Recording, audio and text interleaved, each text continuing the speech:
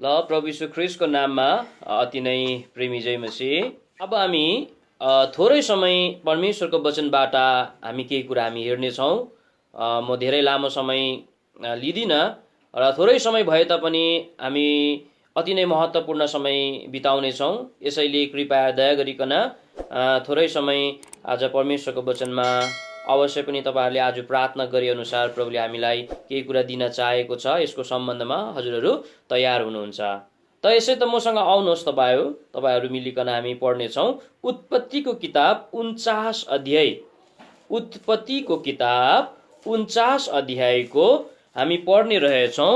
49 अध्यायको 1, 2, 3 अनि 4 पदलाई हामी पढ्नेछौँ। उत्पत्तिको किताब 49 उत्पत्तिको किताब 49 अध्यायको 1 देखि लिएर 4 पदसम्म मेरो छेउमा यहाँ भाइ हुनुहुन्छ, उहाँले नेपालीमा स्पष्ट प्रकारले पढिदिनुहुन्छ। दया गरी पढ्नुहोस् भाइ। अनि याकुबले आफ्ना छोराहरूलाई बोलाएर भने तिमीहरू भेला हौ र आउँदा दिनहरूमा तिमीहरूलाई के आइपर्नेछ सो म तिमीहरूलाई बताउनेछु। तिमीहरू भेला हौ र हे याकुबका छोराहरू हो सुन तिमीहरूका बाबु इजरायलको कुरा सुन। हे रुबेन तिमी मेरा जेठा छोरा मेरो बल र मेरो पौरुषको पहिलो फल हौ। तिमी प्रतिष्ठाको उत्तमता र शक्तिको उत्तमता हो। पानी झै उम्लिराखेका छौ। तिमीले उछिन्ने छैनौ किनकि हजुर तिमी आफ्ना बाबुको ओछ्यानमा चढ्यौ र त्यसलाई अशुद्ध पार्यौ। त्यो मेरो पलङमा चढ्यो। आमीन। हामी सहायताको लागि प्रार्थना गर्नेछौँ। जिउँदो विश्वासयोग्य प्रभु, तपाईलाई हामी धन्यवाद दिन्छौँ। समय थियो हामी एक जग्गा भेला भइकन सेवा हामी गर्थ्यौँ, तपाईको उपासना हामी गर्थ्यौँ। तर प्रभु आज यी दिनहरूमा आज तपाईँ प्रभुको वचन हिब्रू किताब 10 अध्यायको 25 अनुसार एक ठाउँमा भेला हुन हामी सकिराखेका छैनौँ। तर तपाईँ प्रभुले आज हाम्रो निम्ति अर्को एउटा बाटो खोलिदिनु भयो। यो बाटोद्वारा हामी तपाईँ प्रभुको उपासना गर्न सकिराखेका छौँ। तपाईँ प्रभुका वचन सुन्न हामीले पाइराखेका छौँ। प्रभु यो कुवेतमा भएका मण्डलीको लागि तपाईलाई धन्यवाद दिन्छौँ। हाम्रो रेस्पोन्सिबल दाजु लगायत अरू जति पनि आज प्यारो प्रभु परमेश्वर पिता रेस्पोन्सिबल हाम्रो दाजुहरू हुनुहुन्छ, उहाँहरूले यो बोझ राखिकन मण्डलीको निम्ति फिक्री राखिकन यहाँहरूले लगातार यो सेवा गरिराखेको कुरा हामीले देखिराखेका छौँ, हामीले सुनिराखेका छौँ। यसै त प्रभु उहाँहरूको लागि तपाईँलाई धन्यवाद दिँदै उहाँहरूको प्रशंसा गर्छौँ। र आज तपाईँले मलाई फेरि यो समय दिनुभयो तपाईँ प्रभुको मण्डलीबाट। यसरी प्यारो प्रभु परमेश्वर पिता, यसै त मेरोमा यस्ता केही पनि कुरा छैन प्रभु, तर तपाईँ प्रभु जान्नुहुन्छ आज यी प्रभुका जनहरू यस जग्गामा भेला भएका छ। प्यारो प्रभु परमेश्वर पिता, तपाईँ प्रभुले आफ्नो वचन अब आफै बात गरिदिई बक्सिनुहोस्।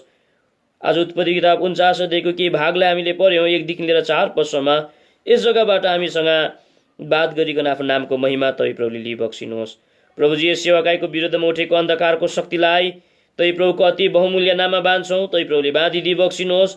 हामीलाई थोरै समय भए पनि प्रभु तपाईँ प्रभुले आफ्नो वचन दिइकन आफ्नो नामको महिमा तपाईँ प्रभुले लिई बक्सिनुहोस्। मलाई क्रुसको पछाडि तपाईँले लुकाइदिई बक्सिनुहोस्। अघि आइकन तपाईँ प्रभु बात गरिदिई बक्सिनुहोस्, जसले गर्दाहुँदी तपाईँ नामको महिमा भएका होस्। कसैलाई ठोक्कर पुग्ने कारण नभएका होस्।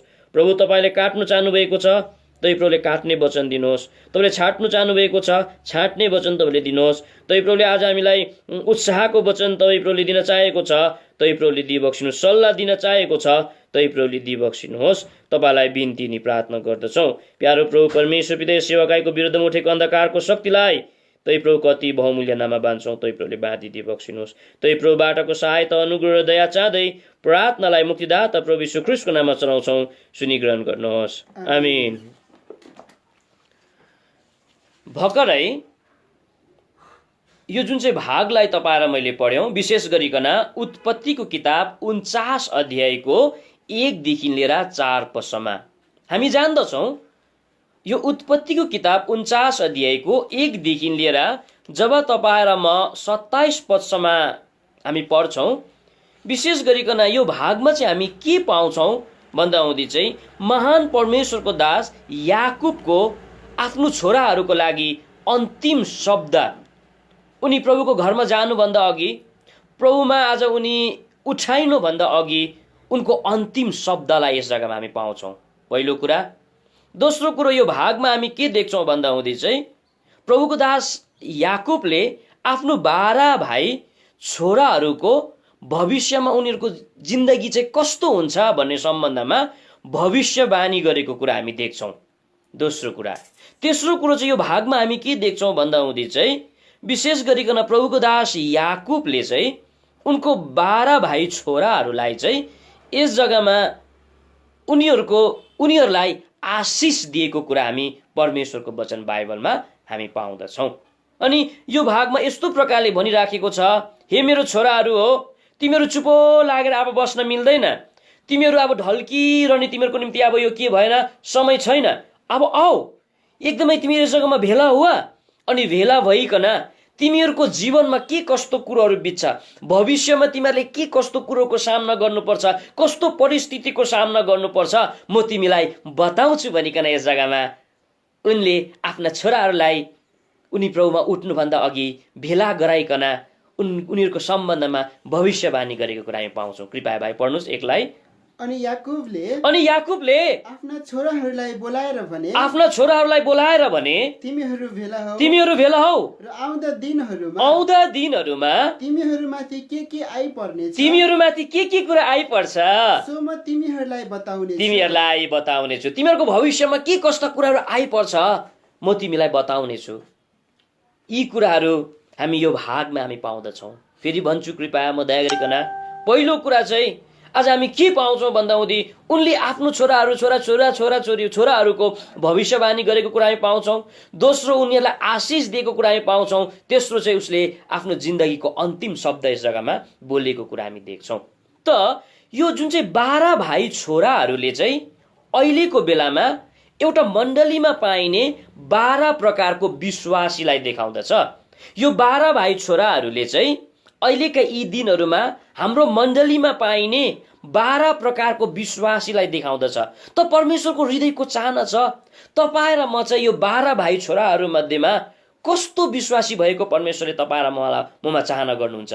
कि तपाईँ र म रुबेन जस्तो भएको परमेश्वरले चाहना गर्नुहुन्छ कि तपाईँ र म चाहिँ सिमोन जस्तो भएको परमेश्वरले चाहना गर्नुहुन्छ कि तपाईँ र म लेवी जस्तो भएको परमेश्वरले चाहना गर्नुहुन्छ कि परमेश्वरले तपाईँ र म यहुदा जस्तो भएको परमेश्वरले चाहना गर्नुहुन्छ कि परमेश्वरले युसुफ जस्तो भएको चाहना गर्नुहुन्छ कि बेन्जामिन जस्तो भएको परमेश्वरले चाहना गर्नुहुन्छ। र यो अन्तिम समयमा तपाईँ र म छौँ, यो त अन्तिम घडीमा तपाईँ र म छौँ, चारैतिर मृत्यु नै मृत्युको चिचाहाट तपाईँ र मैले सुनिराखेका छौँ। त आजका दिनसम्म तपाईँ र म हाम्रो मण्डलीमा देश विदेश तपाईँहरू जहाँ कहीँ हुनुहुन्छ, आज हामी जो प्रभुलाई पाएका मान्छेहरू छौँ, मण्डलीमा तपाईँ र म छौँ, प्रभुको सेवामा तपाईँ र म लगातार हिँडिराखेका छौँ, प्रभुलाई तपाईँ र म प्रेम पनि गर्छौँ, प्रभुको उपवासना पनि हामी चढाउँछौँ, प्रभुको सेवा पनि तपाईँ र म गरिराखेका छौँ। तर तपाईँ र म चाहिँ कस्तो खालको विश्वासी छौँ? रुबेन जस्तो छौँ कि तपाईँ र म सिमोन र लेवी यहुदा जस्तो तपाईँ र म छौँ कि इस्कार जस्तो तपाईँ र म छौँ? र यो घडी थोरै समय यो सबै 12 जना छोराहरूको विषयमा त हामी हेर्न सक्दैनौँ, कारण यो ठुलो स्टडी भएर जान्छ। तर आज म तपाईँहरूको बिचमा एकजना छोरा राखेको छु जसको नाम चाहिँ हो रुबेन भनिकन, जेठा छोराको विषयमा। के परमेश्वरले तपाईँ र मलाई रुबेन जस्तो भएको चाहना गर्नुहुन्छ कि हुँदैन? कि तपाईँ र म रुबेन जस्तो छौँ कि तपाईँ र म छैनौँ? आज रुबेनको सम्बन्धमा तपाईँ र म थोरै समय परमेश्वरको वचनलाई हामी हेर्नेछौँ र परमेश्वरले आफ्नो हृदयभित्रबाट प्रकट गर्न चाहनुभएको कुरालाई चाहिँ हामी के गर्नेछौँ भन्दा हुँदी हामी हेर्नेछौँ। यसै त सबैभन्दा पहिलो कुरा हामी रुबेनको सम्बन्धमा के कुरा हामी हेर्नेछौँ भन्दा हुँदी चाहिँ पहिलो कुरा चाहिँ रुबेन चाहिँ याकुबको लागि चाहिँ के कस्ता थिए, पहिलो कुरा हामी हेर्नेछौँ। दोस्रो कुरा हामी हेर्नेछौँ यो रुबेन भन्ने जेठा छोरा चाहिँ उनको आमा लियाको लागि चाहिँ को थियो, त्यो कुरा आज हामी हेर्नेछौँ। भने तेस्रो कुरो चाहिँ हामी हेर्नेछौँ, रुबेनले यो याकुबको परिवारमा, याकुबको घरमा जन्म लिँदा उसले पाएको सौभाग्यलाई हामी हेर्नेछौँ, तेस्रो कुरा। अनि चौथो कुरा चाहिँ हामी के हेर्नेछौँ भन्दा हुँदै चाहिँ यो रुबेन भन्ने जेठा छोराको जिन्दगीको अत्यन्तै तितो पललाई आज हामी हेर्नेछौँ। सबैभन्दा पहिलो कुरा, यो रुबेन भन्ने जेठा छोरा जसको सम्बन्धमा प्रभुको दास याकुबले उनलाई आशिष दिएको कुरा पनि हामी देख्छौँ, उसको सम्बन्धमा भविष्यवाणी गरेको कुरा हामी देख्छौँ। त यो रुबेन चाहिँ उनको बाबुको लागि चाहिँ को थिए? परमेश्वरको वचन बाइबलमा लेखिएको कुरा हामी पाउँछौँ। विशेष गरिकन 39 अध्यायको 3 पदमा लेखिएको छ। पहिलो, यो रुबेन चाहिँ उनको बाउको लागि चाहिँ को रहेछ? भाइ दया गरी पढिदिनुहोस् त। हे रुबेन, तिमी मेरा जेठा छोरा। सबैभन्दा पहिलो चाहिँ यो रुबेन भन्ने रुबेन भन्ने मान्छे चाहिँ प्रभुको दास याकुबको जेठा छोरा थियो भनिकन आज भन्दछ। जेठा छोरा भनिकन यस जग्गामा लेखिएको कुरा हामी परमेश्वरको वचनमा हामी देख्छौँ। पहिलो कुरा। दोस्रो कुरा दया गरिकन भाइ पढिदिनुहोस् तपाईँले। मेरो बल। दोस्रो चाहिँ उनी चाहिँ प्रभुको दास याकुबको चाहिँ को रहेछ भन्दा हुँदी चाहिँ बल भनिकन यस जग्गामा लेखिएको कुरा हामी परमेश्वरको वचन बाइबलमा हामी पाउँदछौँ। मामुली कहाँ हो? मेरो छोरा तिमी त मेरो बल हो भनिकन यस जग्गामा बताएको कुरा हामी देख्छौँ। मेरो छोरा तिमी यति दामी छौ, तिमी जेठो छोरा हो। कति खुसी छ यस घरमा। मेरो छोरा तिमी कहाँ मामुली हौ र, तिमी त मेरो बल पनि हौ भनिकन यस जग्गामा लेखिएको कुरा हामी देख्दछौँ भने तेस्रो चाहिँ के रहेछ भाइ दया गरिकन पढिदिनुहोस्। र मेरो पौरुषको पहिलो फल। बिगिनिङ अफ माई स्ट्रेन्थ भनिकन अङ्ग्रेजीमा लेखेको कुरा हामी देख्छौँ। बिगिनिङ अफ माई स्ट्रेन्थ, मेरो पौरुषको पहिलो तिमी चाहिँ एउटा बल हौ भनिकन यस जग्गामा लेखिएको कुरा आज हामी देख्छौँ। कस्तो दामी रहेछ यो छोरा रुबेन। आज तिमी चाहिँ मेरो पौरुषको पहिलो के अरे भाइ? फल हो भनिकन लेखिएको कुरा हामी परमेश्वरको वचनमा तेस्रो कुरा हामी पाउँछौँ भने चौथो कुरो दया गरिकन पढिदिनुहोस् भाइ फेरि। प्रतिष्ठाको उत्तमता अङ्ग्रेजीमा चाहिँ माई डिग्निटी भनिकन लेखिएको छ। रुबेन मेरो छोरा तिमी चाहिँ मेरो डिग्निटी, मेरो इज्जत हौ भनिकन यस जग्गामा लेखिएको कुरा हामी परमेश्वरको वचनमा हामी देख्छौँ। कहाँ मामुली मान्छे रहेछ र यो रुबेन, जसले गर्दा उनी प्रभुको दास याकुबले आफ्नो छोराहरूलाई बोलाएर भनिराखेको छ, छोरा तिमीहरू भेला हुनुपर्छ, म रुबेनको विषयमा भविष्यवाणी गर्छु, उसलाई उसको जीवनमा के कस्ता कुराहरू बित्नेछ म उसलाई बताउँदछु। रुबेन तिमी त कहाँ मामुली होला, तिमी त मेरो पहिलो फल हौ। तिमी कहाँ मामुली होला, तिमी त मेरो बिगिनिङ अफ स्ट्रेन्थ हौ। तिमी त मेरो डिग्निटी, तिमी त मेरो इज्जत हौ भनिकन यस जग्गामा बताएको छन् भने पाँचौं कुरा चाहिँ याकुबको निम्ति यो रुबेन चाहिँ को रहेछ भाइ पढिदिनुहोस् दया गरिकन। र शक्तिको उत्तमता हो। शक्तिको उत्तमता अङ्ग्रेजीमा चाहिँ तिमी मेरो शक्ति हो, हिन्दीमा चाहिँ तुही मेरा शक्ति हे भनिकन यस जग्गामा लेखिएको कुरा हामी देख्छौँ। प्रभुको दास याकुबको निम्ति रुबेन चाहिँ यी 5 प्रकारका बहुमूल्य मान्छे रहेछ। पहिलो फल, आज शक्ति इज्जत उनी रहेछ, हामी परमेश्वरको वचनमा हामी देख्छौँ। पहिलो कुरा हामीले हेरिगयौँ। दोस्रो चाहिँ अब यो आमाको लागि चाहिँ यो रुबेन भन्ने चाहिँ के कस्ता मान्छे थिए? परमेश्वरको वचन बाइबलमा हामी जब पनि उत्पत्तिको किताब 29 अध्यायको 31, 32 अनि 33, 31 अनि 32 पदमा जब हामी पढ्छौँ त्यस जग्गामा परमेश्वरको वचन बाइबलमा हामी देख्छौँ यो रुबेन चाहिँ उनको आमा लियाको लागि एउटा जिन्दगी नै परिवर्तन गरिदिने एउटा बहुमूल्य कुरा थियो भनिकन त्यस जग्गामा हामी पाउँछौँ। जबसम्म उनको छोरा यो रुबेनको जन्म भएन तबसम्म उनी शोकमा डुबेको कुरा हामी त्यस जग्गामा हामी पाउँछौँ। प्रेम रहित अवस्थामा उनी जिउन परेको हामी पाउँछौँ। आज एक प्रकारको एउटा एकदमै घेलित जीवन उसले जिरहन परेको कुरा हामी परमेश्वरको वचनमा हामी देख्दछौँ। परमेश्वरको वचनमा हामी देख्दछौँ उनको जन्मले उनको आमा लियाको जीवनमा चाहिँ एउटा चेन्ज ल्याएको कुरा हामी देख्छौँ। उनको जन्मले आज उनको आमाको जीवनमा एउटा आशा ल्याएको कुरा हामी त्यस जग्गामा हामी देख्छौँ। उनको जन्मले आज यो लियाको जीवनमा कम्फर्ट, सान्त्वना ल्याएको कुरा हामी देख्दछौँ भने उनको जन्मले यो लियाको जीवनमा चाहिँ एउटा प्रेम ल्याएको कुरा हामी देख्छौँ। कृपया पढिदिनुहोस् भाइ। अनि जब ल्या चाहिँ जब लिया चाहिँ हेला गरिएकी छन् भने हेला गरिएकी छन् भन्ने परमप्रभुले देख्नुभयो। परमप्रभुले देख्नुभयो। तब उहाँले तिनको कोख खोलिदिनु भयो। उहाँले तिनको कोख खोलिदिनु भयो। तर राहेल चाहिँ बाजी रहिन् अनि लेआ गर्भवती भइन् र एउटा छोरा जन्माइन्। अनि तिनले उनको नाम रुबेन राखे, किनकि तिनले भनिन् परमप्रभुले साँच्चै नै मेरो कष्टमाथि दृष्टि लाउनु भएको छ। यसकारण अब मेरा पतिले मलाई प्रेम गर्नुहुनेछ। हेर्नुहोस् त, एउटा आमा आफ्नो पति कहाँ आएर पनि प्रेम नपाएको अवस्थामा छ, हेलित अवस्थामा छ, सम्पूर्ण प्रकारले दुखदायक अवस्थामा यस जग्गामा रहेको छ। एउटा आमाले यस जग्गामा भयभरको कष्ट खपिराख्नु परेको हामी देख्छौँ। तर यो रुबेनको जन्मले यो आमाको जीवनमा परिवर्तन ल्यायो। अब यो रुबेनको जन्मले उनको आमाको जीवनमा आशा ल्याएको छ, सान्त्वना ल्याएको छ। उनको जिन्दगीमा एउटा प्रेम, अब मलाई प्रेम गर्छ, कारण मैले पनि एउटा छोरा पाएको छु, त्यसको नाम चाहिँ रुबेन हो। तपाईँ र मेरो जिन्दगीले, तपाईँ र म पनि हाम्रो मण्डलीमा आत्मिकी जन्म भयौँ। कुवेतमा तपाईँहरू जन्म लिनुभयो, म भुटानको कुनै एउटा मण्डलीमा जन्म लिएँ मैले। हाम्रो यहाँ भाइ जो नेपालको हुनुहुन्छ, कुन जग्गा अरे, कोटिहावामा पनि जन्म लिएको हो। आज तपाईँ र मेरो जन्ममा अवश्य पनि मण्डली खुसी भएको छ। तपाईँ र मेरो जन्ममा अवश्य पनि हाम्रो जिम्मेवारी दाजुहरू खुसी हुनुभएको छ। तपाईँ र मेरो जन्ममा स्वर्ग नै रमाहाट हुन्छ भनिकन प्रभुको वचन बाइबलमा हामी लेखिएको कुरा, हामी परमेश्वरको वचन बाइबलमा हामी देख्दछौँ भने यो कति खुसीको कुरा हो, कति आनन्दको कुरा हो। रुबेनले आफ्नो जिन्दगीमा उसको आमाको लागि यो परिवर्तन ल्याएको थियो। दोस्रो कुरा हामीले हेऱ्यौँ। अब तेस्रो कुरा, यो घर परिवारमा रुबेनले जेठा छोरा भएर जन्मिएको खण्डमा उसले चाहिँ के कुरा पाएको थियो? तेस्रो कुरा, परमेश्वरको वचन बाइबलमा अघि हामीले पढ्यौं, उत्पत्तिको किताब 49 अध्यायको आज 3 पदमा लेखिएको छ, रुबेन तो मेरो जेठा छोरा। उनी चाहिँ यस घरमा जेठा छोरा भएर जन्मेको कुरा हामी देख्छौं। र त्यो दिनहरूमा इजरायलीहरूको नियम अनि कानुन अनुसार चाहिँ कुनै पनि मान्छे जब पनि जेठा छोरा भएर कुनै घरमा उसले जन्म लिन्थ्यो भने उसले आफ्नो जिन्दगीको सबैभन्दा दामी 4वटा सौभाग्य उसले पाउँदो रहेछ।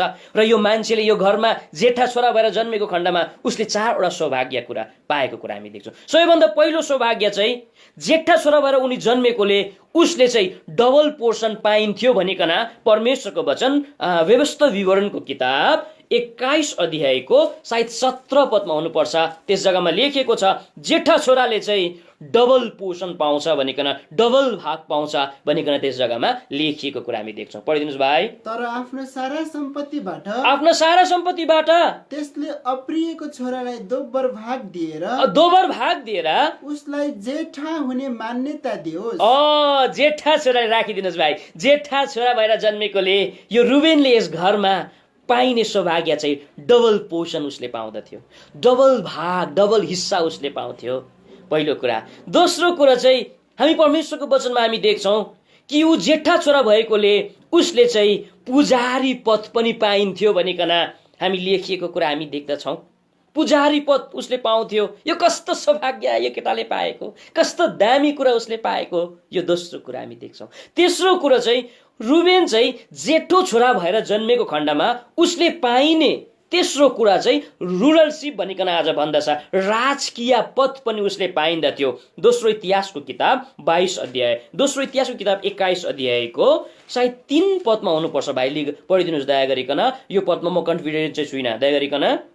अनि उनीहरूका पिताले उनीहरूलाई चाँदी सुन र बहुमूल्य वस्तुहरूका ठुला ठुला उपहारहरू साथै यहुदामा पर्खालले घेरिएका सहरहरू दिए। तर राज्य चाहिँ उनले यहोरामलाई दिए, किनकि तिनी चाहिँ जेठा थिए। जेठा छोरा भएको खण्डमा रुलरशिप उसले पाउन सौभाग्य उसले पाएको थियो। राजकीय, कस्तो भयङ्कर लाग्दो कुरो।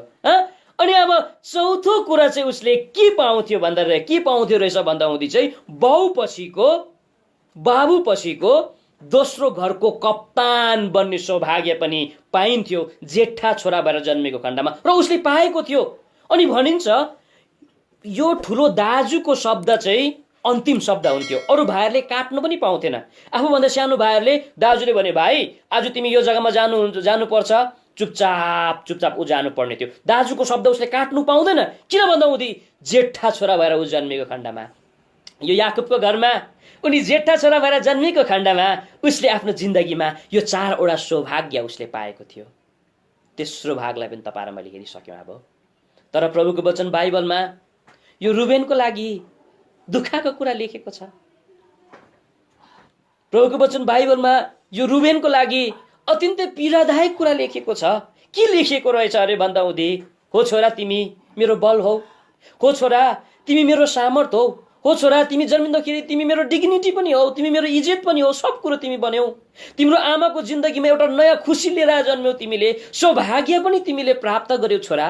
तर यति कुरो याद गरा, तिमी कहिले पनि सर्वश्रेष्ठ तिमी हुन सक्दैनौ भनिकन यस जग्गामा न मिठो भविष्यवाणी गरिदिएको छ, न मिठो कुरा भनिदिएको छ। तिमीले अरूलाई उछिन्ने छैनौ भनिकन प्रभुको वचन बाइबलमा लेखेको कुरा हामी देख्छौँ। यो रुबेनको लागि सबैभन्दा दुःखदायक शब्द यस जग्गामा हामी पाउँछौँ। कृपया पढ्नुहोस् भाइ, दया गरिकन। पानी झै उम्लिरहेका छौ, तिमी पानी झै उम्लिराखेका छौ, तिमीले उछिन्ने छैनौ, तिमीले अरू कसैलाई पनि उछिन्ने छैनौ। हिन्दीमा लेखिएको छ कि आज तिमी चाहिँ के हुने छैनौ अरे भन्दा हुँदी चाहिँ इसलिए दूसरों से श्रेष्ठ तू नहा ठहरेगा। तिमी अरूभन्दा श्रेष्ठ तिमी बन्न सक्दैनौ। हो, तिमीले एउटा श्रेष्ठताको पदलाई लिएर तिमी जन्म्यौ, राम्रो कुरा हो यो। तिमीले आज सम्पूर्ण प्रकारले राम्रो प्रकारले तिम्रो जन्मै भएको नै हो, तिमी फर्स्ट बोर्न पनि भएकै हो, तिमीले पाउनै पर्ने सब प्रकारको सौभाग्य तिमीले पाउनु पर्ने नै हो। तर छोरा तिमीले याद गरा, तिमी श्रेष्ठ बन्न सक्दैनौ। तपाईँ र मेरो जन्ममा प्रभु खुसी हुनुभएको छ। प्रभुको हृदयको चाहना हो तपाईँ र म पनि श्रेष्ठ भएको। प्रभुले तपाईँ र मलाई पुच्छर होइन शिर बनाउन परमेश्वरले चाहिरहनु भएको छ। परमेश्वरले तपाईँ र मलाई उच्च स्थानमा राख्न परमेश्वरले चाहिरहनु भएको छ। कतै तपाईँ र म मण्डलीमा रुबेन जस्तो विश्वासी भएर तपाईँ र म जिएका छैनौँ, जसले गर्दा हुँदी तपाईँ र मलाई पनि यो भविष्यवाणी गरिकन भनिरहनु भएको छ। प्रभुले भनिरहेको छ, छोरा तिमी हो यो मण्डलीको पहिलो फल हो, तिमीले नै यो मण्डली इस्टाब्लिस गर्यौ, तिमी यस मण्डलीको जिम्मेवारी पनि हो, तिमी यस मण्डलीको सेवक हौ, तिमी फुल टाइम वर्कर्स हौ, तिमी एल्डर हौ, तिमी ठुल्ठुला मान्छेहरू हौ। तर यति कुरा याद गर, तिमी श्रेष्ठ बन्न सक्दैनौ। त अब हामी हेर्नेछौँ के कारणले गर्दाखेरि जिन्दगीमा पाएका सम्पूर्ण कुराहरू यो रुबेनले गुमाए, के कारणले गर्दा उनी श्रेष्ठ मान्छे बन्न सकेन, के कारणले गर्दा ऊ एउटा उच्च स्थानमा उनी पुग्न सकेन। ऊ झर्दै खत्तम नै उनी भएर गए। परमेश्वरको वचन बाइबलमा 2वटा कारण छ। पढिदिनुहोस् भाइ दया गरिकन 4 पदलाई। किनकि तिमी आफ्ना बाबुको ओछ्यानमा चढ्यो।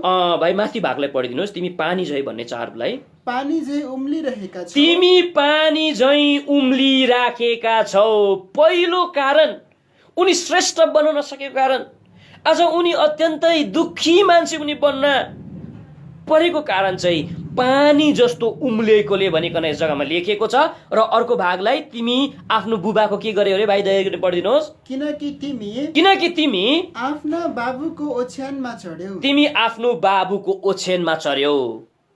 यो 2वटा विशेष कारणहरू हामी पाउँछौँ। पहिलो पानी जस्तो उम्लेकोले, दोस्रो उनी चाहिँ आफ्नो बुबाको ओछ्यानमा चढेकोले। बुबाको ओछ्यानमा चढ्यो भन्ने शब्द अत्यन्तै गहिरो शब्द पाउँछौँ। 5वटा यसको विशेष अर्थलाई हामी देख्न सक्छौँ। बाबुको ओछ्यानमा चढ्यो भनेको चाहिँ के हो, र हामी यसलाई आज हामी हेर्दैनौँ, हामी एउटै भागलाई हामी हेर्छौँ। उनी सर्वश्रेष्ठ बन्न नसकेको कारण, जेठा छोरा भएर पनि आज साँच्चै रुलरसिप उनी बन्न नसकेको कारण, उनी उच्च स्तरीय मान्छे बन्न नसकेको कारण चाहिँ एउटा आज हामी हेर्नेछौँ, पानी जस्तै उम्लिएकोले भनिकन यस जग्गामा लेखिएको छ। कतै तपाईँ र म पनि पानी जस्तै उम्लिराखेका छैनौँ यी दिनहरूमा? पानी जस्तो तपाईँ र म उम्लिन राखेका छैनौँ। अब कुरा आउँछ, यो पानी जस्तो उम्लिने कुरोले चाहिँ केलाई देखाउँदछ? अङ्ग्रेजीमा यसरी लेखेको छ, मेरो अङ्ग्रेजीमा म पढिदिन्छु तपाईँ। अनस्टेबल एज वाटर भनिकन यस जग्गामा लेखिएको कुरा हामी देख्छौँ। पानी जस्तो तिमी अस्थिर भएको खण्डमा तिमी सर्वश्रेष्ठ हुन सक्दैनौ भनिकन यस जग्गामा लेखिएको छ। र यो पानी जस्तो उम्लिने कुराले चाहिँ, पानी जस्तो अनस्टेबल कुराले चाहिँ तपाईँ र मेरो 3 प्रकारको जीवनलाई देखाउँदछ। तपाईँ र मेरो 3 प्रकारको जीवनलाई देखाउँदछ। यदि तपाईँ र मैले यो पानी जस्तै उम्लिने रूपी 3 प्रकारको जीवन तपाईँ र म यदि जिराखेका छौँ भने तपाईँ र म सर्वश्रेष्ठ बन्न सक्दैनौँ। प्रभुले प्रतिज्ञा दिनुभएको छ, तँलाई म पुच्छर होइन सिरै बनाउँछु, तर तपाईँ र म शिर बन्न सक्दैनौँ। तपाईँ र म उच्च स्तरीय मान्छे तपाईँ र म बन्न सक्दैनौँ। प्रभुको लागि एउटा कलौँ कलौँ लाउँदो परमेश्वरले देखाएर यो मेरो छोरा हेर, यो मेरो छोरी हेर भनिकन देखाउने मान्छे तपाईँ र म बन्न सक्दैनौँ। सबैभन्दा पहिलो पानी झैँ उम्लिने कुरोले चाहिँ केलाई देखाउँदो रहेछ भन्दा हुँदी चाहिँ पहिलो कुरा चाहिँ पानी चाहिँ कस्तो रहेछ भन्दा हुँदी पहिलो कुरा चाहिँ एक ठाउँमा बसी नरहनु सक्ने जीवनलाई देखाउँदो रहेछ। पहिलो कुरा पानी चाहिँ उम्लिने कुराले चाहिँ एक ठाउँमा चुप्पो लागेर बसिरहनु नसक्ने जीवनलाई, परमेश्वरको हृदय छ, हृदयको चाहना छ तपाईँ र म चाहिँ सम्पूर्ण प्रकारले एकदमै चुपचाप परमेश्वरले राखेको जग्गामा बसेको परमेश्वरले चाहना गर्नुहुन्छ तपाईँ र म। तर तपाईँ र म पानी जस्तै उम्लिन्छौँ। तपाईँ र मेरो जीवन पनि अनस्टेबल छ। तपाईँ र मेरो जीवन पनि घरि यता घरि उता, घरि यता घरि उता, घरि यो मण्डलीमा घरि त्यो मण्डलीमा आज हामी हिँड्ने मान्छे छौँ। एक ठाउँमा तपाईँ र म स्थिर रहन सकिराखेको छैनौँ। एक ठाउँमा तपाईँ र म बसिरहन सक्दैनौँ। रुबेनको जिन्दगीमा यो कुरोले गर्दाखेरि उनी श्रेष्ठ मान्छे बन्न सकेन।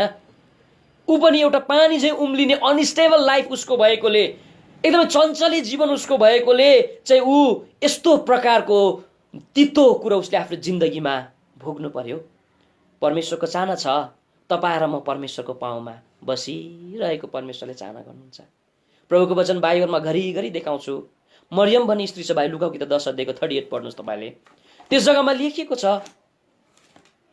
मरियम जो चाहिँ प्रभुको पाउँमा उनी बसिरहन्थे भनिकन त्यस जग्गामा लेखिएको कुरा हामी देख्छौँ। जसले गर्दा हुँदी उसले आफ्नो जिन्दगीमा असल भाग रोज्यो भनिकन राम्रो सिफारिस प्रभुबाट पाएको छ। दयगरी पढिदिनुहोस् भाइ।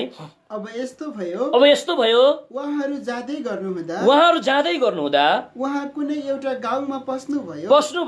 अनि मार्था नाम भएकी कुनै स्त्रीले उहाँलाई हजुर आफ्नो घरमा स्वागत गरे। अनि तिनकी मरियम नाम भएकी एउटी बहिनी थिइन्। तिनले पनि येशूका पाउनेर बसेर उहाँको वचन सुनिन्। राखिदिनुहोस्। हेर्नुहोस् यस जग्गामा कस्तो स्टेबल लाइफ छ उसको। प्रभु घरमा आउने साथै उनी परमेश्वरको पाउँमा बसे। उसको दिदीले उसलाई डिस्टर्ब गरिराखेको छ, उसलाई अस्थिर पार्न खोजिराखेको छ, तर प्रभुको पाउँलाई उसले छोड्दै छोडेन। यो प्रभुको पाउँमा एक ठाउँमा बसिरहने जीवनले चाहिँ सब्जेक्सनको जीवनलाई देखाउँदछ।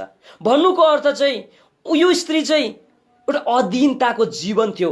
यसै कारण आज तपाईँ र म पनि एक ठाउँमा बसिरहनु पर्छ, अथवा भन्नुको अर्थ चाहिँ तपाईँ र म सब्जेक्सनमा बस्नुपर्छ। मण्डलीको सब्जेक्सनमा बस्नु पर्यो, बुबा आमाको सब्जेक्सनमा तपाईँ र म बस्नु पर्यो। आज तपाईँ र म मण्डलीको जिम्मेवारीको अधीनतामा तपाईँ र म बस्न पर्यो। तर यी दिनहरूमा तपाईँ र मैले सब्जेक्सन भन्ने कुरा बिर्सेका छौँ। सब्जेक्सन चाहिँ कस्तो हुन्छ एल्सोदाइमा आएर सिक्नुपर्छ। हामीले थाहा गरेका छौँ कस्तो तितो कुराहरू छ। हो, यो अधीनता साह्रो पर्ला, तर यो अधीनतामा चाहिँ आनन्द छ भनिकन परमेश्वरको वचनमा हामी पाउँछौँ। तर यो रुबेन भन्ने मान्छेको जीवनमा यो पानी जस्तै अस्थिर उम्लिने भन्नुको अर्थ एक ठाउँमा बसिरहन नसक्ने, सब्जेक्सनमा आफ्नो पिताको अधीनतामा बस्ने जीवन नभएको खण्डमा उनी श्रेष्ठ बन्न सकेन। यसैले म तपाईँलाई बिन्ती गर्छु कि तपाईँहरू अधीनतामा हुनुहुन्छ, मण्डलीको अधीनतामा हुनुहुन्छ, सारा विश्वव्यापी मण्डलीको अधीनतामा हजुरहरू हुनुहुन्छ। यो असल कुरा चाहिँ छन् भने, यदि छैनन् भने तपाईँ र म श्रेष्ठ बन्न सक्दैनौँ। तपाईँ र म, मेरो निम्ति पनि यही भविष्यवाणी भइराखेको छ, रुबेन तिमी श्रेष्ठ हुन सक्दैनौ। प्रभुको चरणमा बस्ने जीवनले अधीनताको जीवनलाई, दोस्रो बस्ने जीवनले चाहिँ रेस्ट लाइफलाई देखाउँदछ। एकदमै रेस्टफुल लाइफ, विश्राम पाएको जीवनलाई आज देखाउँदछ। विश्राम पाएको जीवनलाई के तपाईँ र मैले विश्राम पाएको छौँ? यो मान्छे विश्राम रहित जिराखेको रहेछ। आजको दिनसम्म उनी पापमै छन्, अविश्राम रहित जीवन जिराखेको। यसैले प्रभुले भन्नुहुन्छ, औ म कहाँ, म तिमीलाई विश्राम दिनेछु, मेरो जुवा तिमीलाई बोकाइदिन्छु र तिमीले विश्राम पाउनेछौ। आज यो रुबेनले विश्राम पनि नपाएको रहेछ। पानी चाहिँ उम्लिने कुरोले चाहिँ एक ठाउँमा बसिरहन नसक्ने जीवनलाई, अस्थिर जीवनलाई आज देखाउँदछ।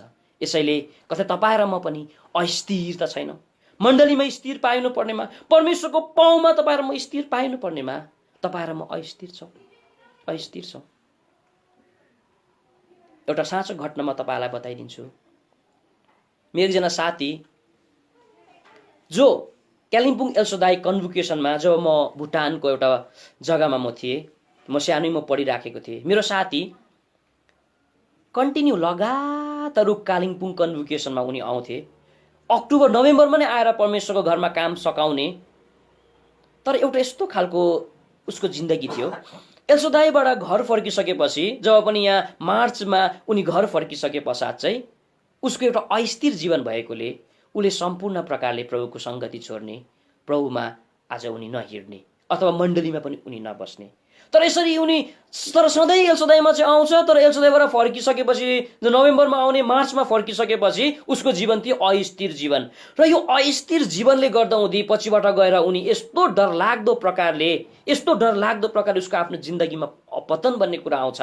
पछिबाट गएर उसले ड्रिङ्क्स गर्नु थाल्छ। पछिबाट गएर उसले सम्पूर्ण प्रकारले चोर्ने कामहरू उसले गर्न थाल्छ। र हामीले उसलाई हेर्थ्यौँ, उता एल्सोदाईमा गएर सङ्गति गरेको मान्छे हो, मण्डलीमा बसिरहनु पर्नेमा प्रभुको सङ्गतिलाई उसले कस्तो सजिलो छोडिदिएको, सेवा पनि नहिँड्ने, चोर्नु थाल्छ, नराम्रो कामहरू गर्न थाल्छ। तर सदैव एल्सोदाईमा चाहिँ आइरहने। तर एल्सोदाईबाट उनी गइसकेपछि यस्तो खालको जीवन उसले जिउने। पछि म एल्सोदाईमा आएँ। पछिबाट गएर रक्सी नै खाएर उसको मृत्यु भएछ। हाम्रै उमेरको साथी हो। अनि मैले सुने उसको दफन चाहिँ कसरी भयो अरे भन्दा हुँदी आर्मीको एउटा जेसिबीले लगेर खोलाको छेउमा पुरिदियो भनिकन आज उहाँको विषयमा खबर सुने। कति तितो कुरा हो। एउटा प्रभुलाई पाएको, एल्सोदाईमा सङ्गति गरेको मान्छेको जीवन एउटा अस्थिर जीवन भएकोले मृत्यु हुँदाहुँदी कसैले पनि उसलाई हेर्न पनि सकेन, कसैले उसलाई देख्न पनि पाएन। आर्मीको जेसिबीले लगेर खोलाको किनारमा बालुवामा पुरिदिन्छ। यसै कारण आज उप्रति पनि त परमेश्वरले एउटा विचार राख्नुभएको थियो, सर्वश्रेष्ठ बनाउँछु भन्नुभएको थियो। तर उनी सर्वश्रेष्ठ बन्न सकेन। तर कस्तो अप्रिय मृत्यु, एउटा कस्तो नराम्रो मृत्युमा उनी पर्न गए। किन भन्दा हुँदी उसको जीवन पानी जस्तै उम्लिने एउटा अस्थिर जीवन भएको खण्डमा, अस्थिर जीवन भएकोले पहिलो कुरा। दोस्रो कुरा चाहिँ यो पानी चाहिँ उम्लिने जीवनले चाहिँ कुराले चाहिँ कस्तो खालको जीवनलाई देखाउँदो रहेछ भन्दा हुँदी चाहिँ आफूलाई कन्ट्रोल गर्न नसक्ने, आफूलाई बसमा राख्न नसक्ने। परमेश्वरको हृदयको चाहना हो तपाईँ र मैले फलाउनु पर्ने फलहरू मध्ये चाहिँ एउटा सेल्फ कन्ट्रोल, एउटा संयमको फल तपाईँ र मैले फलाउनु पर्छ भनिकन भन्दछ। र परमेश्वरको वचन बाइबलमा यस्तो पनि प्रकारले लेखिएको छ। हामी के पाउँछौँ भन्दा हुँदी चाहिँ तपाईँ र मेरो जिन्दगी चाहिँ, तपाईँ र मेरो जीवनमा तपाईँ र मैले 4वटा कुरालाई चाहिँ तपाईँ र मैले कन्ट्रोलमा राख्नुपर्छ। तपाईँ र मैले आफूलाई 4वटा कुरा चाहिँ तपाईँ र मैले आफ्नो जिन्दगीमा कन्ट्रोलमा राख्नुपर्छ। तर जब तपाईँ र मैले यो 4वटा कुरालाई कन्ट्रोलमा राख्न सक्दैनौँ भने तपाईँ र म पनि यो पानी चाहिँ उम्लिने अस्थिर जीवन, आफूलाई कन्ट्रोल गर्न नसक्ने। जब पनि यो पानीलाई तपाईँ र मैले कैद बनाएर राख्छौँ र मात्रै बडा मुस्किलले बस्छ। जब तपाईँ र मैले अलिकति सानो छेद पारिदिन्छौँ, उसले आफूलाई कन्ट्रोल गर्न सक्दैन, निस्केर चलिदिइहाल्छ। उसले आफूलाई कन्ट्रोलै गर्न सक्दैन। यसै कारण आज तपाईँ र मैले आफूलाई कन्ट्रोल गर्नुपर्छ। के कुरो चाहिँ तपाईँ र मैले आफूलाई कन्ट्रोल गर्नुपर्छ? परमेश्वरको वचन बाइबलमा लेखिएको छ। सबैभन्दा पहिलो कुरो तपाईँ र मैले आफ्नो स्वार्थ इच्छालाई, तपाईँ र मैले आफ्नो सेल्फिसनेसलाई चाहिँ तपाईँ र मैले कन्ट्रोल गर्नुपर्छ भनिकन भन्दछ। तर यो रुबेन भन्ने मान्छेको जीवनमा सेल्फ कन्ट्रोल भन्ने कुरा छैन रहेछ। आफ्नो स्वार्थलाई उसले कन्ट्रोलमा गर्न नसकेको कुरा हामी जब पनि युसुफलाई मार्ने सम्बन्धमा, खेद्ने सम्बन्धमा, उसलाई मिश्र देशमा बेच्ने सम्बन्धमा उसले गरेको कुरालाई आज हामी देख्दछौँ। तपाईँ र मैले आफ्नो सेल्फिसनेसलाई, तपाईँ र मेरो स्वार्थी इच्छा र चाहनालाई तपाईँ र मैले कन्ट्रोल गर्नुपर्छ। परमेश्वरको वचन बाइबलमा एउटा सुन्दर उदाहरण छ। त्यो उदाहरण चाहिँ राजा हेरोदको विषयमा। उसले पनि आफ्नो जीवनमा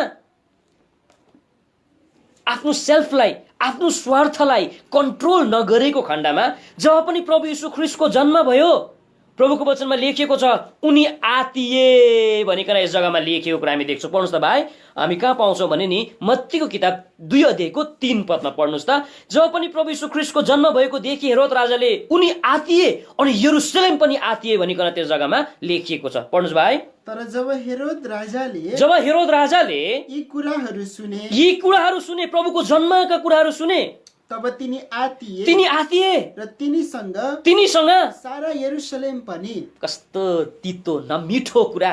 प्रभुको जन्ममा हुँदाहुँदै खुसी हुनुपर्ने हो, प्रभुको जन्ममा उनी आनन्दित हुनुपर्ने हो, तर राजा आतियो भनिकन यस जग्गामा लेखिएको छ। किन भन्दा हुँदी अरे म हुँदाहुँदै कुन चाहिँ राजा जन्मियो फेरि यो जग्गामा। उसले आफ्नो जुन चाहिँ स्वार्थीपनलाई अघि राखेको कुरा हामी देख्छौँ। आफ्नो स्वार्थी विचारलाई चाहिँ उसले कन्ट्रोल नगरेको खण्डमा उनी आत्ति राखेको छ। कि तपाईँ र म पनि आफ्नो स्वार्थी इच्छालाई तपाईँ र मैले कन्ट्रोल गर्न सकेका छौँ? हाम्रो मण्डलीमा, हाम्रो सबै मण्डलीहरूमा आफूभन्दा राम्रो परमेश्वरको दासहरूको जन्म हुँदाहुँदै खुसी हुनुपर्नेमा हामी आत्तिन्छौँ। अब हामीलाई बिजोग पारिदिने भयो। हामी आत्तिन्छौँ। आफूभन्दा राम्रो वचन दिने कोही जब निस्कन्छ त्यति बेला तपाईँ र म आत्ति पठाइराखेका छैनौँ। यो मान्छे आत्तियो भनिकन भन्दछ। र राजा भएर प्रभुको जन्म कस्तो दामी छ। पापको प्रायश्चितको निम्ति उनको जन्म भएको छ। कति शुभ सन्देश लिएर उनी जन्मिएको छ प्रभु यीशु ख्रीष्ट। तर हेरोद राजा चाहिँ आतिएको छ। किन भन्दा हुँदी उसले आफ्नो सेल्फलाई चाहिँ कन्ट्रोल गर्न नसकेकोले। पहिलो तपाईँ र मैले आफ्नो स्वार्थी इच्छालाई तपाईँ र मैले कन्ट्रोल गर्नुपर्छ, नत्र भने तपाईँ र म सर्वश्रेष्ठ बन्न सक्दैनौँ। दोस्रो कुरो चाहिँ तपाईँ र मैले गर्नुपर्ने सेल्फ कन्ट्रोल चाहिँ आफ्ना विचारलाई तपाईँ र मैले कन्ट्रोल गर्नुपर्छ। म पद देखाउने छैन। यो कुरा हामी परमेश्वरको दास अब्राहमको जीवनमा हामी देख्छौँ। जब पनि उनी गरार भन्ने ठाउँमा मलाई लाग्छ पुगे, उसले विचार गरेको छ अरे मेरो स्वास्नी त यति राम्री छ, उनी मेरो स्वास्नी भने यहाँको राजाले मलाई मार्नेछ र मेरो स्वास्नी लानेछ भनिकन उसले विचार गरेको कुरा हामी देख्छौँ। जसले गर्दाहुँदी उसले आफ्नो जीवनमा ठुलो गवाई गुमाएको कुरा हामी देख्छौँ। उसले आफ्नो विचारलाई नेगेटिभ विचार, नकारात्मक विचार गरेको कुरा हामी देख्छौँ। उसले त्यो विचारलाई कैद गर्न सकेन यस जग्गामा। उसले त्यो विचारलाई उसले कन्ट्रोल गर्न नसकेको खण्डमा आज उसले आफ्नो स्वास्नी एउटा राजाको हात पराइदिएको कुरा हामी देख्दछौँ। कि तपाईँ र मैले आफ्नो विचारलाई तपाईँ र मैले कन्ट्रोल गर्न सकिराखेको छौँ। तपाईँ र मैले आफ्नो विचारलाई पनि तपाईँ र मैले कन्ट्रोल गर्नुपर्छ। यो चाहिँ दोस्रो भयो। तेस्रो, तपाईँ र मैले के कुरो कन्ट्रोल गरेको परमेश्वरले चाहना गर्नुहुन्छ अरे? हाम्रो रिस तपाईँ र मैले कन्ट्रोल गर्नुपर्छ। यो रिस भन्ने कुरो पशुकोमा पनि हुन्छ, मान्छेकोमा पनि हुन्छ, ठुलो मान्छेको हुन्छ, सानो मान्छेकोमा पनि हुन्छ। तर प्रभुको वचन बाइबलमा हामी पाउँछौँ कलसी 3:4 हुनुपर्छ कि तिमीले आफ्नो रिसलाई चाहिँ बसमा राखा भनिकन हामी प्रभुको वचनमा हामी पाउँदछौँ। कि तपाईँ र मैले आफ्नो रिसलाई कन्ट्रोलमा तपाईँ र मैले राखेका छौँ? यो रिस भन्ने कुरा जो चाहिँ तपाईँ र मेरो जिन्दगीको एउटा बिक हो। यो रिस भन्ने कुरो तपाईँ र मेरो जीवनको एउटा ठुलो हानि ल्याउने कुरा हो। यो रिस भन्ने कुरोलाई तपाईँ र मैले छोडिदिनुपर्छ। यो रिसले हाम्रो गवाईलाई बिगाडिदिन्छ। मैले अघिबाट पनि भनिराखेको थिएँ, यो रिसले तपाईँ र मेरो हेल्थ पनि बिगाडिँदो रहेछ। यो रिसले तपाईँ र मेरो आफ्नो जिन्दगीमा बहुमूल्य र सौभाग्यशाली कुरोलाई पनि गुमाउँछौँ। एउटा पत्रिका मैले आजभन्दा 2 वर्ष अघि पढिराखेको थिएँ। दिल्लीको एउटा ठाउँमा एकजना मिस्त्री दाजु हुनुहुन्थ्यो अनि उसको एउटा छोरी अति ज्ञानी, पढ्नुमा अति दामी छोरी, अनि एकदमै 8-9 क्लासमा उनी पढ्दै गरेको छोरी। एक दिन बाबा त्यो मिस्त्री दाजु काम गरेर घरमा फर्किन्छ। छोरी चिया बना न। छोरी जान्छ, बाबा चिया त बनाउनु तर चिनी छैन। छोरी जाऊ तिमी चिनी लिएर आऊ त, छिटो भन्दा पनि छिटो। अनि बजारमा जान्छ उनी, तर उसको चिनी पाउने दोकान निकै टाढो रहेछ कि छोरी अलिक ढिलो फर्किन्छ। त्यो बेलासम्म चिया खानु नपाएर सानो कुराले यति क्रोधित भइसकेको छ, उसले आफ्नो रिसलाई यस जग्गामा कन्ट्रोल गर्न सकिराखेको छ। ओइ यत्रो ढिलो किन गरिस् त? त्यसरी किन ढिलो गरिस् त? कहाँ गएको थिइस् भनिकन उसले आफ्नो छोरीलाई कान निमाटेको भए पनि हुन्थ्यो नि, बडो थप्पड लगाएको भए हुन्थ्यो नि। कर्नीले झटारोले हानिदिन्छ, कर्नीको झटारो। त्यो झटारोले त्यो नानीको टाउकोमै लाग्दो रहेछ। होसमा आउँछ, मैले के गरी पठाएँ। हतार हतार आफ्ना छोरीलाई बोकेर हस्पिटलमा लाँदै गर्दा आधा बाटोमा त्यो छोरीको मृत्यु हुन्छ। त्यति बेला त्यो बाबुले विलाप गरेको कुरा त्यो न्युज पेपरमा लेखेको थियो। आफूले आफूलाई थुकिराखेको थियो, आफूले आफूलाई एकदमै आज छाती पिटिराखेको थियो। उसले एउटा सानो रिसले गर्दा हुँदी एउटा राम्रो पढ्ने नानी उसले गुमायो। उसको सानो रिसले गर्दा हुँदी उसले आफ्नो छोरीलाई पनि उसले गुमायो। कि तपाईँ र मैले आफ्नो जिन्दगीमा यो रिसलाई कन्ट्रोल नगरेको खण्डमा तपाईँ र मैले सौभाग्यशाली कुराहरू त तपाईँ र मैले गुमाइराखेका छैनौँ। तपाईँ र मैले अत्यन्तै सौभाग्यशाली कुरो तपाईँ र मेरो टेस्टमनी हो, गवाई हो, गवाई तपाईँ र मैले गुमाइराखेका छैनौँ। हामी प्रभुको वचनमा हामी देख्छौँ, पत्रुस, प्रभु यीशु ख्रीष्टले भन्नुहुन्छ, पत्रुस तिमी यति सानो रिसा छौ, तिमी छुरी चलाइहाल्नुपर्छ, कान काटिदिइहाल्नुपर्छ। तिमीले आफ्नो खुकुरी भनौ बुझ्नका लागि तिमीले आफ्नो तरवाल त्यो दापमा लगाऊ। गवाई बिग्रेको छ, गवाई बिग्रेको छ। याद गर, तिम्रो अनुहार पनि बिग्रेको छ। मैले चाहे भने स्वर्गदूत खनाउन सक्छु त अन्त, तर तिम्रो रिसलाई चाहिँ तिमीले के गर, मैनमा हाल, तिम्रो रिसलाई चाहिँ तिमीले दापमा हाल, कन्ट्रोल गर। यसैले आज तपाईँ र मैले कन्ट्रोल गर्नुपर्छ। तर यो रुबेनमा यो प्रकारको आफूले आफूलाई कन्ट्रोल गर्ने शक्ति थिएन। उसले आफ्नो सेल्फलाई कन्ट्रोल गर्न सकेन र श्रेष्ठ उनी बनेन। उनले पनि आफ्नो माइन्डलाई कन्ट्रोल गर्न सकेन, यसैले उनी श्रेष्ठ बन्न सकेन। उनले आफ्नो रिसलाई कन्ट्रोल गर्न सकेन, उनी श्रेष्ठ बन्न सकेन। र अन्तिम कुरा चाहिँ तपाईँ र मैले कन्ट्रोल गर्न पर्ने कुरो चाहिँ तपाईँ र मेरो जिब्रो। यो जिब्रोको सम्बन्धमा छ है भाइ, याकुबको किताबमा हामी हुनुपर्छ। सानो छ, यसले ठुल्ठुलो आगो लगाइदिन्छ भनिकन प्रभुको वचन बाइबलमा हामी पाउँछौँ। सानो छ, पढ्नु पाउनुभयो भाइ? पढिदिनुहोस् दया गरिकन। कति? 3 पद पढिदिनुहोस् दया गरिकन। हेर हामी घोडाहरूको मुखमा, घोडाहरूको मुखमा तिनीहरूले हाम्रो इच्छा पालन गरून् भनेर लगाम लगाउँछौँ र हामी तिनीहरूका सम्पूर्ण शरीर घुमाउँछौँ। राखिदिनुहोस्। जिब्रो पनि एउटा यस्तो खालको अङ्ग हो कि आज यसले जानेनन् भने ठुल्ठुलो देश विदेश सब प्रकारको सहरलाई आगो लगाइदिन्छ भनिकन त्यस जग्गामा हामी पाउँदछौँ। यसैले आज तपाईँ र मैले आफ्नो जिब्रोलाई पनि कन्ट्रोलमा राख्नुपर्छ। मेडिकल साइन्सले भन्दा रहेछ, मेडिकल साइन्सले चाहिँ के भन्दा रहेछ भन्दा हुँदी चाहिँ जिब्रोमा लागेको घाउ चाहिँ सबैभन्दा छिट्टो निको हुन्छ। म फेरि भनिराखेको छु, जिब्रोमा लागेको घाउ चाहिँ सबैभन्दा छिट्टो ठिक हुन्छ। तर जिब्रोबाट अरूको जीवनमा लागेको चोट चाहिँ निको हुनु लामो समय लाग्छ भनिकन मेडिकल साइन्सले भन्छ। जिब्रोमा तपाईँ र मेरो घाउ लाग्यो, नुन पानीले कुलकुल गर्दा ठिक भइहाल्छ। तर तपाईँ र मेरो जिब्रोबाट अरूलाई लागेको चोट चाहिँ निको हुनु बहुत समय लाग्छ। यसैले आज तपाईँ र मैले यो जिब्रोद्वारा अरूलाई तपाईँ र मैले चोट दिएका छैनौँ। यो जिब्रोलाई कन्ट्रोल नगरेकोले मण्डलीमा हानि तपाईँ र मैले ल्याएका छैनौँ। यो जिब्रोलाई तपाईँ र मैले कन्ट्रोल नगरेर एक अर्का बिचमा लडाईको जन्म तपाईँ र मैले गराएका छैनौँ। यो जिब्रोलाई कन्ट्रोल नगर्दा विभाजन तपाईँ र मैले ल्याएका छैनौँ। तपाईँ र मैले आफ्नो जिब्रोलाई कन्ट्रोल गर्नुपर्छ। यसले तपाईँ र मैले बसमा राख्न सकेन भने दरेरो लगाइदिन्छ। एउटा आगोको झिर्का हो भनिकन आज भन्दछ। आज यो पानी झैँ उम्लिने कुराले चाहिँ दोस्रो आफूलाई कन्ट्रोल गर्न नसक्ने जीवनलाई देखाउँदछ।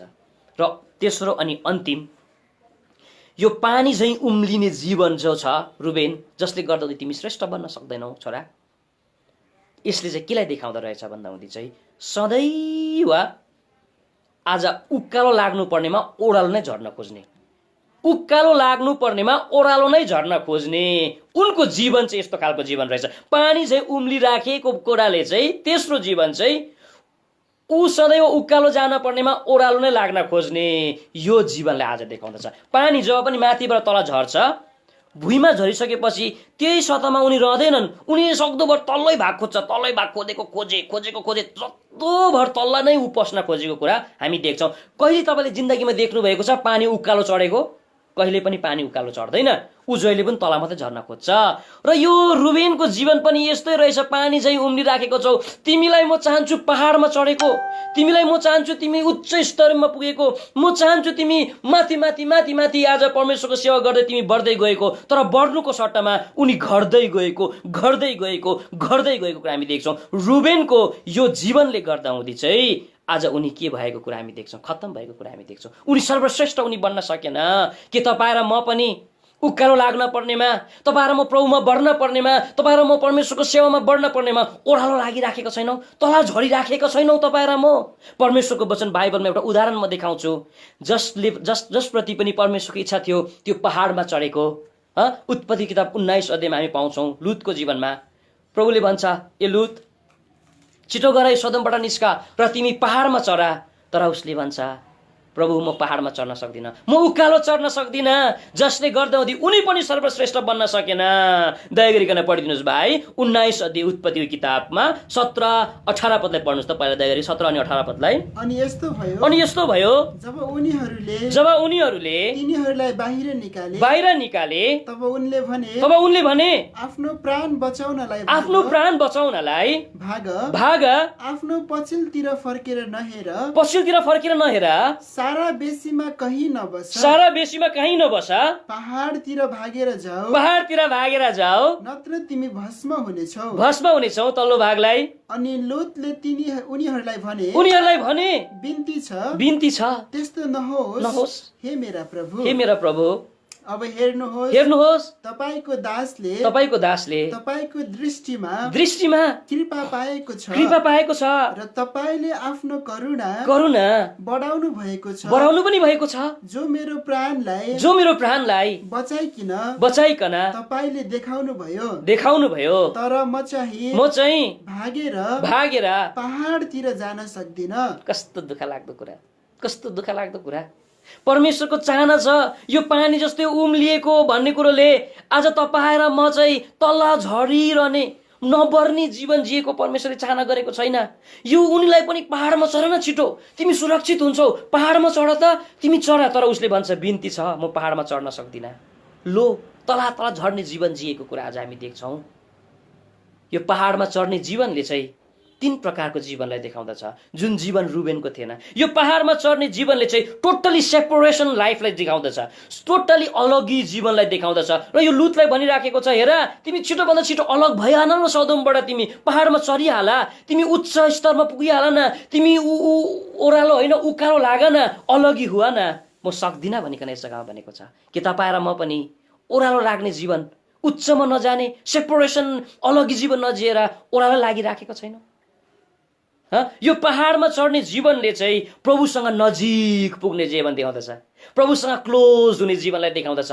र यो रुबेन भन्ने पनि सदैव तलै झर्ने, प्रभुसँग क्लोजमा उनी कहिले जान नचाहेछ, कहिले पनि प्रभुसँग उनी क्लोजमा जान चाहेन। सेपरेसन लाइफ उसले जीवन बिताउन चाहेन, जसले गर्दा उनी एकदमै श्रेष्ठ मान्छे बन्न सकेन। र यो पहाडमा चढ्ने जीवनले चाहिँ आत्मिकी उन्नतिशील जीवनलाई देखाउँदछ। पद देखाउन सकेन, माफ गर्नुहोला, आत्मिकी उन्नतिशील जीवनलाई देखाउँदछ, आत्मामा बढ्ने जीवनलाई देखाउँदछ।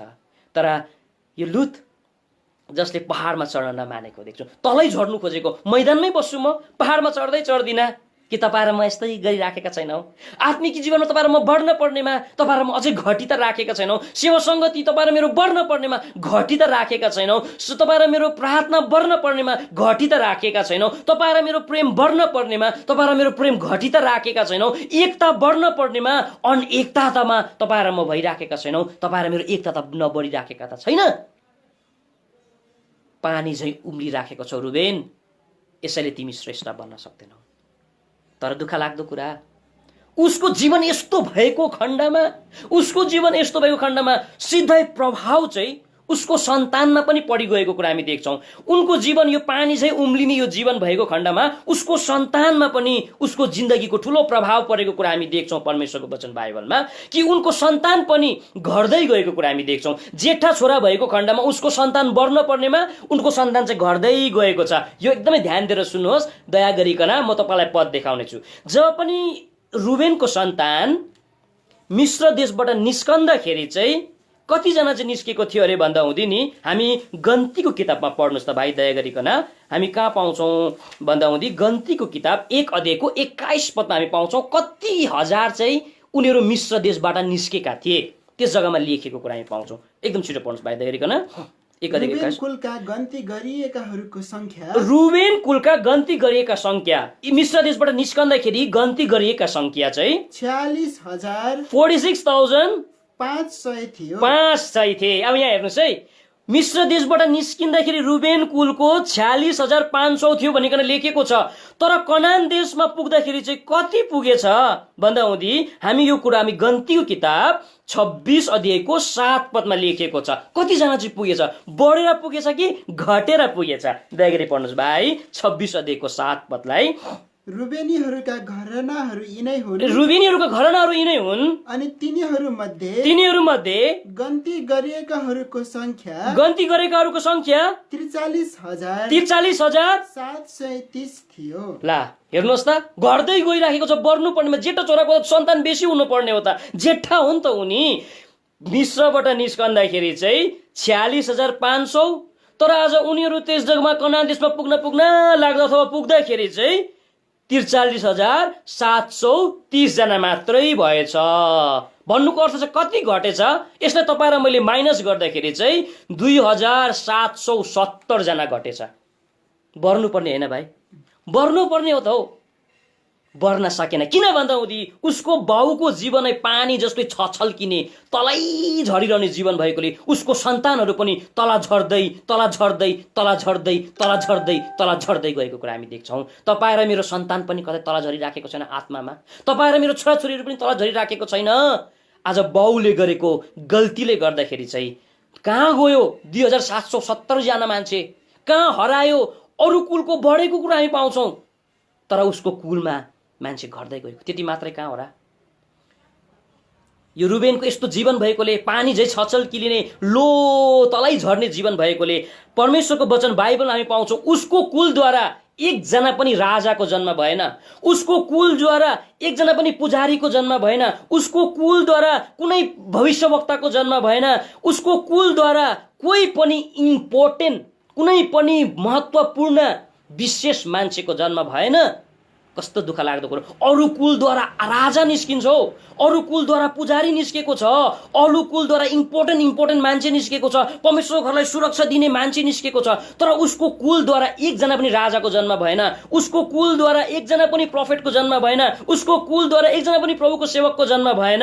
त उसको कुलद्वारा चाहिँ कस्तो मान्छेको जन्म भयो अरे भन्दा नि पदको लागि झगडा गर्ने मान्छे जन्म भयो भन्छ। गन्ती किताब पढ्नुहोस् भाइ, गन्तीको किताब 16 अध्यायको 2 अनि 3 पद पढिदिनुहोस् दया गरिकन। गन्तीको किताब 16 अध्यायको 2 अनि 3 पद। उसको कुलद्वारा चाहिँ सेवकहरू होइन अरे, राजाहरू होइन अरे, पदको लागि झगडा गर्ने, पोजिसनको लागि झगडा गर्ने मान्छे जन्मियो भन्छ। दया गरी पढ्नुहोस्। अनि तिनीहरू इजरायलीहरू मध्ये कोही मानिसहरूलाई अर्थात् समुदायका 250 शासकहरूलाई साथमा लिएर जो समुदायमा चुनिएका र नाम चलेका मानिसहरू थिए मूसाको सामु खडा भए। 3 पद। अनि तिनीहरू मूसा र हारूनको विरोधमा भेला भए र उनीहरूलाई भने तपाईहरू अति नै गर्नुहुन्छ जबकि सम्पूर्ण समुदाय हजुर तिनीहरू सबै पवित्र छन् अनि परमप्रभु तिनीहरूको बीचमा हुनुहुन्छ।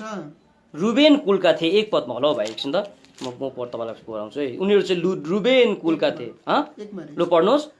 अब इसाका छोरा कहातका नाति लेवीको पनाती कोरहले अलिआबका छोरा दातान र अबिरामले अनि पेलेतका छोरा ओनले जो रुबेनका सन्तान थिए मानिसहरू लिए। हेर्नुहोस् त, रुबेनका जो सन्तानहरू चाहिँ कस्तो खालको मान्छेको जन्म भएछ बन्दाउँदी चाहिँ मण्डलीमा पदको लागि झगडा गर्ने, मण्डलीमा पोजिसनको निम्ति आज झगडा गर्ने मान्छेको जन्म भएको छ।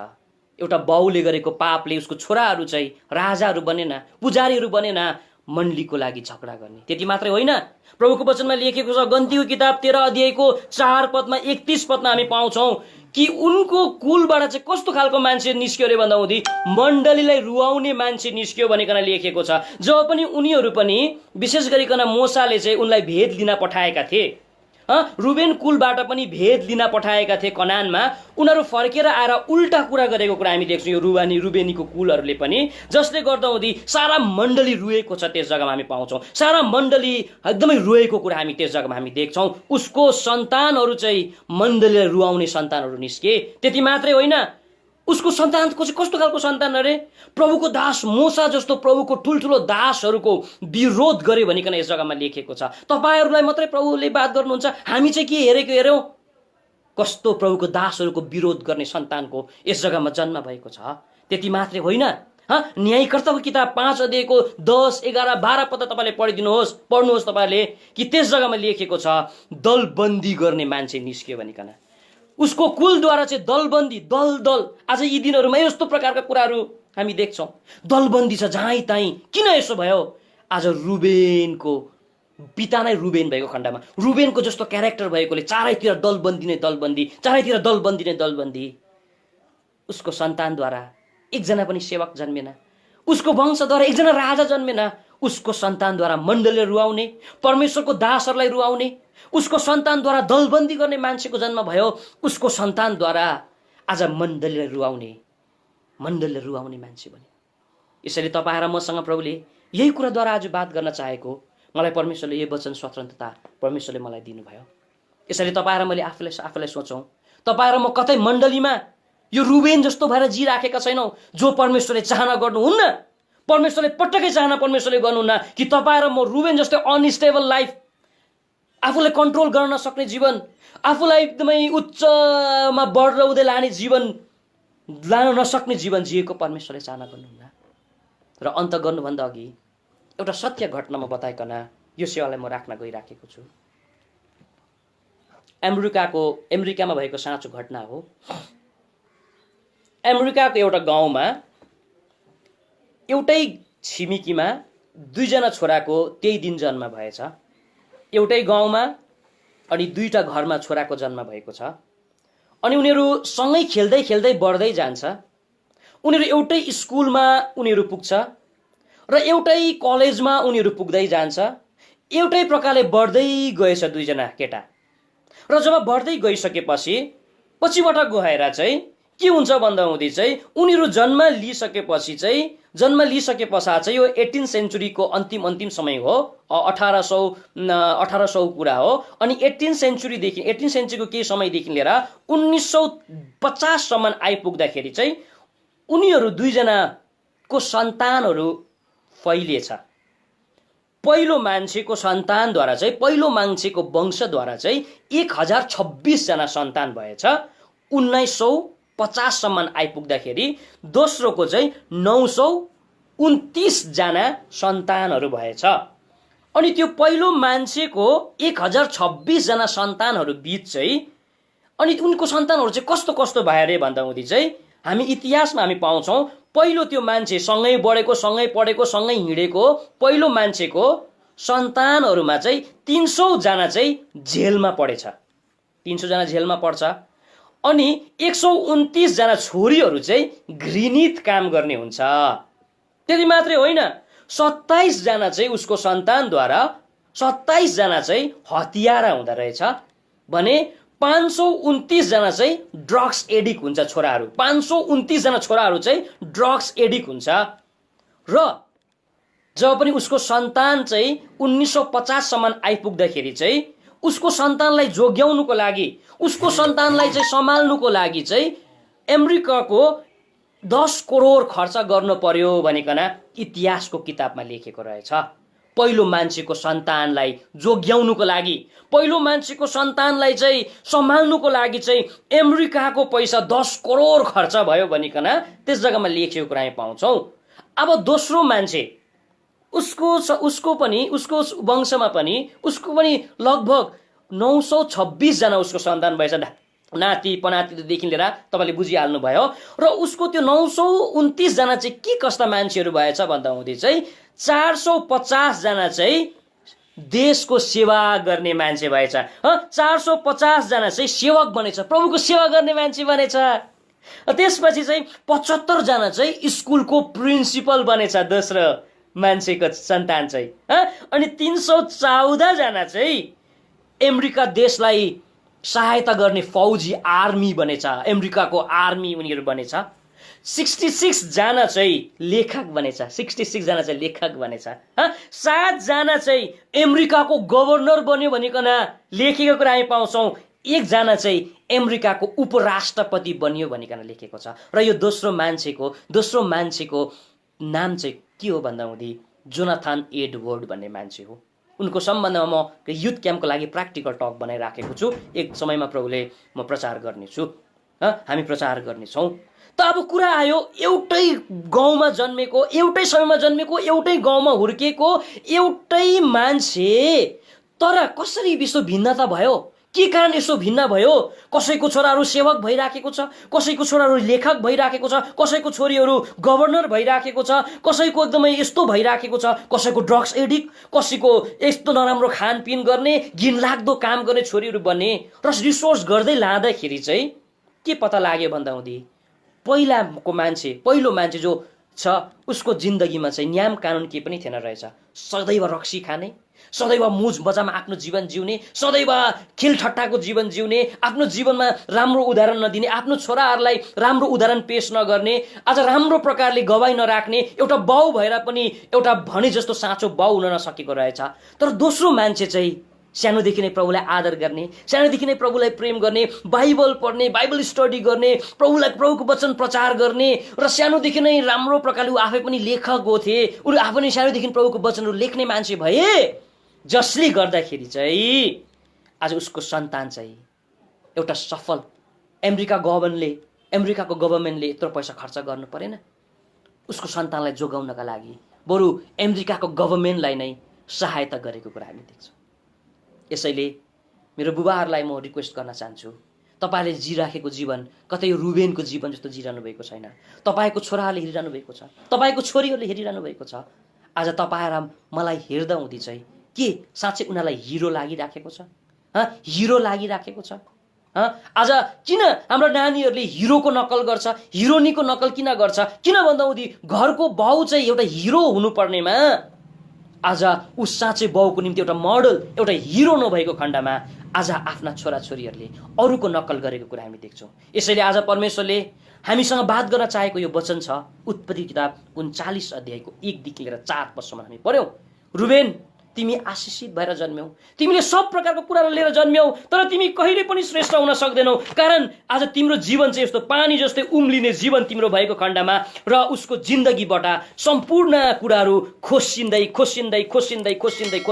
उनी कङ्गाल भएको कुरा हामी परमेश्वरको वचन बाइबलमा हामी देख्छौँ। त के उसको जीवनमा खोसिए? सबैभन्दा पहिलो कुरो, उसको जीवनबाट प्रिस्टहुड, उसले आज पुजारी पद पाएको थियो, त्यो पुजारी पद खोसिकन लेवीलाई दिएको कुरा हामी प्रभुको वचनमा हामी देख्छौँ। रुलरसिप उसले पाएको थियो, आज एउटा राजा गर्ने रुलरसिप उसले पाएको थियो, त्यो चाहिँ यहुदालाई दिएको कुरा हामी देख्छौँ भने डबल पोर्सन पनि उसले पाएको थियो, तर त्यो डबल पोर्सन चाहिँ युसुफलाई दिएको कुरा हामी देख्छौँ।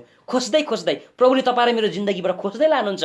यो तपाईँलाई मैले रुबेन जस्तो जीवन खोस्यो भने कस्तो दामी कुरा पाएको थिएन र? प्रिस्टहुड पाएको थियो, लेवीलाई दिइहाल्यो, डबल पोर्सन पाएको थियो, युसुफलाई दिइहाल्यो, अनि उसले पाएको रुलरसिप चाहिँ यहुदाले लगेको कुरा हामी देख्छौँ। र आज त्यो जेठा छोरा चाहिँ एउटा सबभन्दा तल्लो स्तरीय छोरा भएर गयो। यसै कारण तपाईँ र मेरो जीवनबाट पनि, तपाईँ र म पनि जेठा छोरा भएर जन्मेका छौँ हामी मण्डलीमा। तपाईँ र मैले पनि आफ्नो जीवनमा यो रुलरसिप नगुमाऊ, तपाईँ र मैले डबल पोर्सन नगुमाऊ, तपाईँ र मैले आज यो प्रिस्टहुडलाई तपाईँ र मैले नगुमाऊ।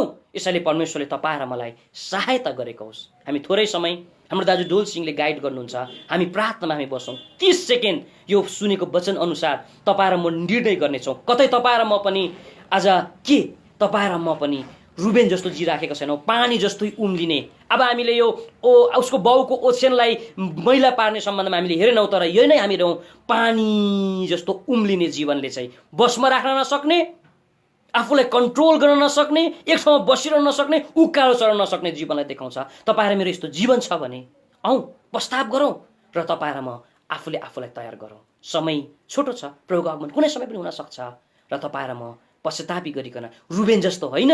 र थुप्रै नयाँ भिडियो हेर्नको लागि कृपया नेपाली क्रिस्चियन फ्यामिली च्यानललाई सब्स्क्राइब गरिदिनुहोस्, साथै नोटिफिकेसन प्राप्त गर्नको लागि छेउमा रहेको बेल आइकनलाई थिच्नुहोस्।